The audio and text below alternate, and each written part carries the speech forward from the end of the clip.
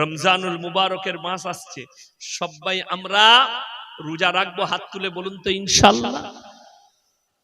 রমজান মাসে রোজা কেউ ছাড়বেন না। আমাদের দেশের লোক রমজানে রোজা রাখে না, কিন্তু শবে বরাত নিয়ে মারামারি করে না করে না। আসছে শবে বরাত, দেখতে পাবেন লে হালুয়া লে রুটি, দে রুটি লে রুটি। আবার অনেক গ্রামে দেখি কি জানেন, বোম ফাটে, বোম দাঁড়াম দুম ফাটাম পুটু। কি ব্যাপার? শবে বরাত, দেশে মনে হচ্ছে যুদ্ধ লেগে গেছে, এত চলছে বোম। দাদি পয়সা দিয়েছে নানি। শরীয়ত সম্মত কোন বাপের বেটা মৌলবি যদি বলতে পারে অমুসলিম ভাইরা দেওয়ালিতে বোম ফাটাই না, ফাটাই না, আর তুমি শবে বরাতে ফাটাতো, তার সঙ্গে তোমার পার্থক্য নাই। তারা দেওয়ালিতে ঘর সাজায় লাইট দিয়ে, এরা শবে বরাতে লাইট দিয়ে সাজাচ্ছে। কোন বাপের বেটা মৌলবি যদি হাদিস থেকে প্রমাণ দিতে পারে শবে বরাতে লাইটিং দিয়ে সাজানো, শবে বরাতে হালুয়া রুটি। অনেকজন বলছে এরা হালুয়া রুটি পেটে সজ্জনে। কে বললে? হালুয়া রুটি খাই না আমরা, রোজ খাই। হালুয়া রুটি হারাম লয়, শবে বরাত উপলক্ষে হালুয়া রুটি করতে হবে, এইটি বেদাত, এইটা বলেছি। আসুন, কোন বাপের বেটা মৌলবি যদি বলে সাহাবীরা শবে বরাত পালন করেছে, শবে বরাত শব্দটা কোন হাদিসেই নাই।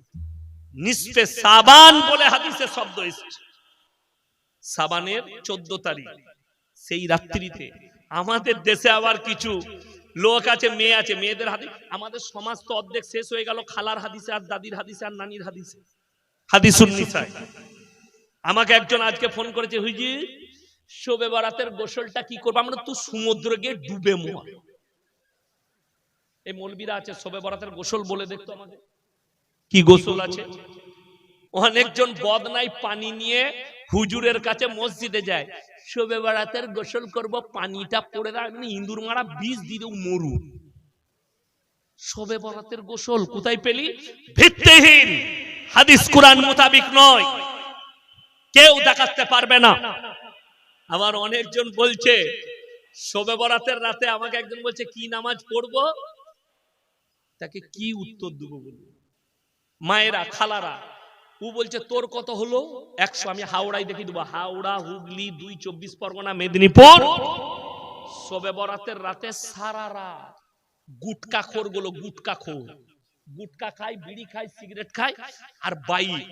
আর আমাদের দেশের রাজ্য সরকার বলে দেয় আজকে রাতে হজরতরা ইবাদত করবে, ও হেলমেট ফেলমেট না পড়লে ওদিকে আটকাবে। আমি চ্যালেঞ্জ দিয়ে বললাম, এইবারে আমাদের দেশের সরকার আইন করেছিল বিশ্বকর্মা পুজোর দিনে, কি হয়ে গেল এটা, সরস্বতী না বিশ্বকর্মা হলো, সরস্বতী পুজোয় কোন যদি নাবালক বাচ্চা মেয়ে, ছেলে মেয়ে বাইক চালায়, তাদের বাইকটা সিজ করা হবে। ওই জন্য রাস্তায় এইবারে কোনো বাচ্চা ছেলেদিকে বাইক চালাতে দেখিনি আমি। তারপরে ফেসবুকে দেখলাম পোস্ট হয়েছিল সরকারের তরফ থেকে। আমি অনুরোধ করব সরকারকে, এই শবে বরাতের রাত্রিতে যে সমস্ত ছোট ছোট ছেলেরা হাওড়া, হুগলি, বর্ধমান বিভিন্ন জেলায় সারা রাত বাইক চালিয়ে বেড়ায়, এদের উপরেও যেন এই আইনটা প্রয়োগ হয়, এদের উপরেও প্রয়োগ হতে হবে। আপনাকে দেখিয়ে দেবো হাওড়ায় কি বলে চা খাওয়া হয়ে গেল, কবরস্থানে গেল হজরত,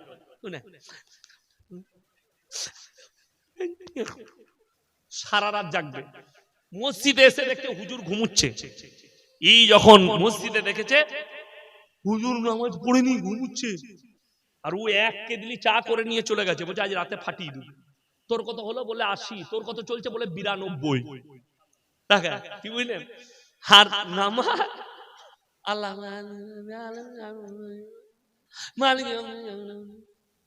ওই জন্য তো অনেক খালা বলে তোর কত হলো?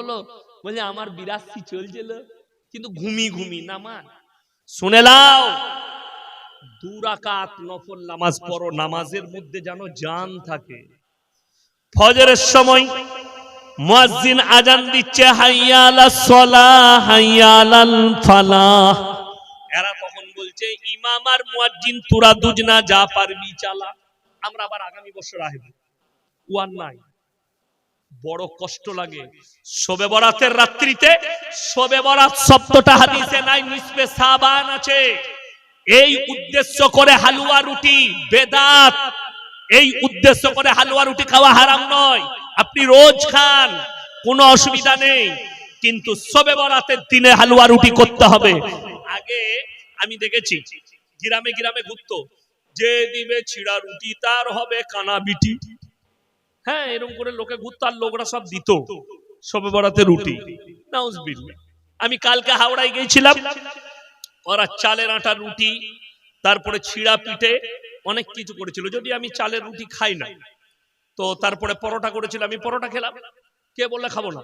হালুয়া দিলে হালুয়া খেয়েছি, পায়েস খেয়েছি, সবই খেয়েছি, কিন্তু শবে বরাতের দিনই করতে হবে এরকম হাদিসে আর কোথাও কিছু নেই। এবং এই শবে বরাত উপলক্ষে নিসফে শাবান সম্পর্কে যতগুলো হাদিস এসেছে, সমস্ত হাদিসগুলোকে বেশিরভাগ মুহাদ্দিসিন তিনারা বলেছেন যায়ীফ, সহি বলেননি। কেউ কেউ জাল বলেছেন। আমার বন্ধুগণ, আমার ভাই, ওই জন্য আমি কারোর বিরুদ্ধে লোক নয়। আপনি ইবাদত করবেন আল্লাহর কাছে যেন কবুলিয়াত হয়। রমজান মাসে আপনি বলুন তো, এখন আমি অনেক দেখি তবে অনেক গ্রামে এলান হয় আগামীকাল শবে বরাত, যারা রোজা রাখবেন সেহরি খাবেন। আলেমরা আছে, নফল ইবাদতের জন্য তাকিদ করা যাবে না।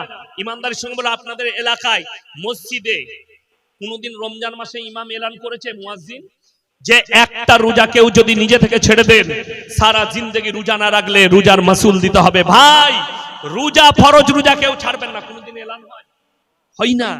অথচ এরা শবে বরাত নিয়ে মারামারি করে। ভাগ্য করমে অনেকদিন আগে, 7-8 বছর আগে, আমার এক আত্মীয়র বাড়িতে আমি গেছি শবে বরাতের দিনে, রোজা রাখিনি, আমাকে নাস্তা দিয়েছে, নাস্তা করছে পাড়ার 4টা বুড়ি মেয়ে, শওকত সাহেবের ছেলে ইয়াসিন ভাই এসছে, আমাকে বলছে, বাবা ইয়াসিন হুজুর আপনি রোজা রাখেননি? আমরা না মা, রোজা রাখিনি, নাস্তা করছি। বাবা, আমরা শবে বরাতে রোজা ছাড়ি না, আমরা রমজান মাসে। বলছে বাবা 15টার বেশি পারি না। তুমি কেলানি খাবে আর আমি জান্নাতে যাব।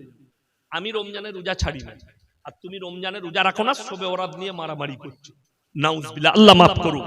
আমার বন্ধুগণ, আমার ভাই, আপনাদের সকলকে অনুরোধ করছি, আপনি আপনার পরিবার কেউ নামাজ ছাড়বেন না। জোরে বলুন ইনশাআল্লাহ। যদি বলেন নামাজের বরকত বলে দেন। রাসূল সাল্লাল্লাহু আলাইহি সাল্লামের হাদিস আমার মায়েরা শুনেলেন, তোমাকে বরকত তাবিজের দ্বারা বরকত হয় না। যদি বাড়িতে বরকত চাও, আল্লাহ রাসূল সাল্লাল্লাহু আলাইহি সাল্লাম বললেন, যারা 5 ওয়াক্তের নামাজি হবে মৃত্যুকাল পর্যন্ত আল্লাহ তাদের রুজিতে কোনোদিন কমি দিবেন না। জোরে বলুন সুবহানাল্লাহ। আপনি নামাজ 5 ওয়াক্তের পড়ুন, আল্লাহ রুজিতে কমি দিবেন না।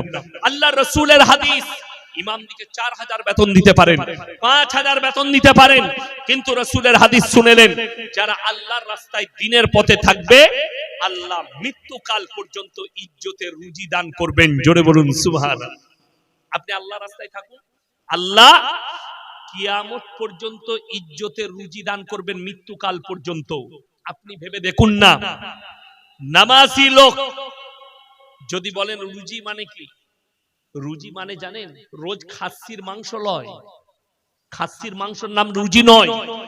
আপনার বাড়িতে ডাল আর সবজি হয়েছে, বিবি আপনাকে দস্তরখানে দিয়েছে, আপনি অবাক হবেন শুনলে, পৃথিবীতে আল্লাহর যতগুলো মখলুক আছে, মানুষই এমন একটা মখলুক যাকে পরিশ্রম করে খানা খেতে হয়। ঠিক বললাম না ভুল বললাম? আমরা যদি রুজির মালিক আল্লাহ যেমন বললেন, আমি বললাম রুজির মালিক সকলে, আরেকবার বলুন কে? আল্লাহ। আপনি ফজরের নামাজ পড়ে আবার বউকে নিয়ে ল্যাপের ভেতরে ঘুমিয়ে গেলেন, বলে কেন? বলে হুজুর বলে গেছে রুজির মালিক আল্লাহ, বেলা 12টায় উঠে হাঁড়ি খুলে ভাত খেয়ে নেবো। ভাত পাবেন? আপনাকে বাজার করে এনে দিতে হবে, স্ত্রী রান্না করবে, প্লেটে দিবে, তবে আপনি খেতে পাবেন। আপনি ফজরের নামাজ পড়ে গাছ তলায় বসে একবার গাছের দিকে তাকান, গাছের উপর একটা পাখি বসে আছে, না তাকে রান্না করতে হয়, না তাকে ইনকাম করতে হয়, আল্লাহ বিনা পরিশ্রমে তাকে রুজি দান করে। এর থেকে বড় জিনিস বিজ্ঞান বলছে, সমুদ্রের তলে 3 ভাগ প্রাণী স্থলে এক ভাগ, এই সমুদ্রের তলে যতগুলো প্রাণী আছে গবেষণা মোতাবেক বর্তমানে সব থেকে বড় প্রাণীর নাম হচ্ছে নীল তিমি। 24 ঘন্টার ভেতরে বিজ্ঞান বলছে তারা 100 কুইন্টাল খাবার খায়। কে রুজি দান করে? আমার আল্লাহ রুজি দান করে। ওই 3 ভাগ প্রাণী স্থলে যারা আছে, আমরা হাতিকেই জানি সব থেকে বড় প্রাণী। জঙ্গলে একটা হাতি জানেন সে 24 ঘন্টার ভেতরে 1 টন খাবার খায়, 10 কুইন্টাল খাবার খায়। আল্লাহ রুজি দান করেন। গোটা পৃথিবীর রুজির দায়িত্ব আমার আল্লাহ। সবাই আল্লাহর উপরে বিশ্বাস আনবো, জোরে বলুন ইনশাআল্লাহ। আমার বন্ধুগণ, আপনারা মনে করবেন না কিয়ামত অনেক দূরে আছে, কিয়ামতের ডাঙ্কা বেজে গেছে, আলামত গুলো প্রকাশ পেতে শুরু করে দিয়েছে। ছোট ছোট আলামত গুলো প্রকাশ পেয়ে গেছে। নাম্বার 1, মসজিদ আল্লাহর ঘর। কার ঘর? আল্লাহর ঘর। এই ইমাম সাহেবরা অনুভব করছে জুম্মার দিনে ইমামের খুতবা চলে, সমাজের লোক দুনিয়াদারির কথা বলে, বলে না বলে না? নবীজি বলেছেন যখন দেখতে পাবে মসজিদের ভেতরে দুনিয়াদারির কথা হচ্ছে তখন জানবে কিয়ামত কাছে চলে এসেছে। নাম্বার 2, রাস্তাঘাটে নারী আর পুরুষ গাধার মতো জিনা করতে লাগবে। আল্লাহর নবী সাহাবীরা বলেন ইয়া রাসূলুল্লাহ এমন কি যুগ আসবে? নবীজি বলেন 100% আসবে। আজকে সেই যুগ চলে এসেছে। মোবাইল খুলে দেখুন, দামি দামি লোক রাস্তার ওপরে জিনা করতে লাগছে গাড়ি দাঁড় করিয়ে, গাধার মতো। কিয়ামতের আলামত প্রকাশ পেয়ে গেল। নাম্বার 3, এইটা বলে দিলে অনেক জনের গায়ে চুলচুলি শুরু হয়ে যাবে, কিন্তু বলতে আমাকে হবে। আল্লাহ রাসূল সাল্লাল্লাহু আলাইহি সাল্লামের হাদিস, তোমরা বুঝতে পারবে কিয়ামত কাছে এসেছে কখন? যখন দেখতে পাবে অশিক্ষিত মূর্খরা সমাজের নেতৃত্ব দিচ্ছে আর শিক্ষিতরা চুপচাপ বসে দেখছে।